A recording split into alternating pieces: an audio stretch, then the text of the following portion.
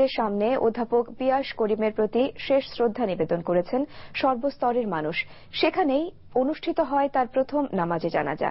কেন্দ্রীয় শহীদ মিনারে শ্রদ্ধা নিবেদন করতে না দেয়ায় এ সময় ক্ষোভ প্রকাশ করেন তার আত্মীয়, সুশীল সমাজের প্রতিনিধি ও রাজনৈতিক ব্যক্তিরা। জুম্মার নামাজের পর দ্বিতীয় জাতীয় মসজিদ বায়তুল মোকাররমে অনুষ্ঠিত হচ্ছে তার দ্বিতীয় নামাজে জানাজা। ফাহাদ মোহাম্মদকে সাথে নিয়ে রিপোর্ট করছেন ফয়জুল্লাহ মাহমুদ। সকালে রাজধানীর স্কয়ার হাসপাতাল থেকে ব্র্যাক বিশ্ববিদ্যালয়ের অধ্যাপক পিয়াস করিমের মরদেহ নিয়ে যাওয়া হয় তার ধানমন্ডির বাসায়। এ সময় সেখানে সৃষ্টি হয় শোকাচ্ছন্ন পরিবেশের। পিয়াস করিমের আত্মীয় স্বজনের অনেকেই কান্নায় ভেঙে পড়েন। শেষবারের মতো তাকে দেখতে বাসায় আসেন তার সহকর্মী ও শুভানুধ্যায়ীরা। আমি কিছু বলতে পারবো না, মানে আমরা সব ভাই বোনরা এক কাছে থাকে, কিন্তু আমরা যে কি ছিলাম আমি বলতে পারবো না। কেন আমার ভাই এত তাড়াতাড়ি চলে যাবে, কেন চলে যাবে? সে সমাজ এবং রাজনীতি সম্পর্কে গভীরভাবে ভাবত, দেশপ্রেমিক ছিল এবং সে সমস্ত বিষয়ে সে বলতো এবং সে লিখবে বলে অঙ্গীকারবদ্ধ ছিল। সেই জায়গাটা আমরা হারালাম তাকে। দ্বিতীয়ত শিক্ষক হিসেবে সে সবসময় নিবেদিত চিত্ত ছিল।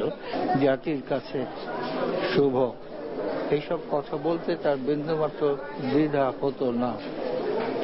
এটি হয়তো তার বিপক্ষে গেছে। শহীদ মিনারে তার লাশ গেলে শহীদ মিনার আরো পবিত্র হতো।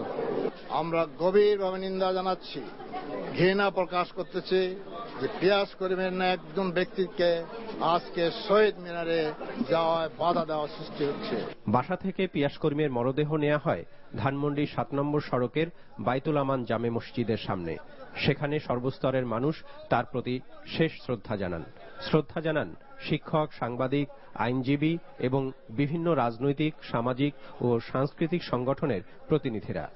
শ্রদ্ধা নিবেদনের এই অনুষ্ঠান কেন্দ্রীয় শহীদ মিনারে করতে না দেওয়ার সমালোচনা করেন অনেকেই। যিনি গণতন্ত্রের জন্য লড়াই করেছেন, যিনি স্বৈরাচারের বিরুদ্ধে কথা বলেছেন এবং সবচেয়ে বড় কথা যিনি অন্যায়ের বিরুদ্ধে প্রতিবাদ করেছেন, সেই প্রতিবাদী কণ্ঠস্বরকে বিএনপি শ্রদ্ধা জানাচ্ছে। আমরা একজন বুদ্ধিজীবীর, একজন মুক্তচিন্তার মানুষের মৃতদেহ নিয়ে, মরদেহ নিয়ে আমরা রাজনীতি করতে চাইনি। আমরা কোন রকম সংঘর্ষ, সংঘাতে লিপ্ত হতে চাইনি। সেজন্যই আমরা, যেহেতু শহীদ মিনারে নেওয়া যাবে না, সেজন্য আমরা বিকল্প ব্যবস্থা করেছি। যে রাষ্ট্রীয় ঐক্যের একটা, গণমানুষের একটা ঐক্যের জায়গা, যেখানে আমরা শ্রদ্ধা নিবেদন করতে হলে আমরা শহীদ মিনারে যেতাম, যে একটা সেকুলার, ধর্মনিরপেক্ষ জায়গায় বিভিন্ন সম্প্রদায়ের মানুষ যেখানে গিয়ে একত্রিত হতে পারে। তো এই প্রথম এই সরকার, এই রাষ্ট্র এবং তাদের যে সমর্থক গোষ্ঠী, তারা সেই ঐক্যের জায়গাটাকে তারা ধ্বংস করে দিল। এবং যেটা দুর্ভাগ্যজনক, যে এই কাজটা যারা করেছে তারা কিন্তু নিজেদেরকে বামপন্থী বলে। বাইতুল মোকাররম মসজিদে দ্বিতীয় নামাজে জানাজা শেষে পিয়াস করিমকে বনানী কবরস্থানে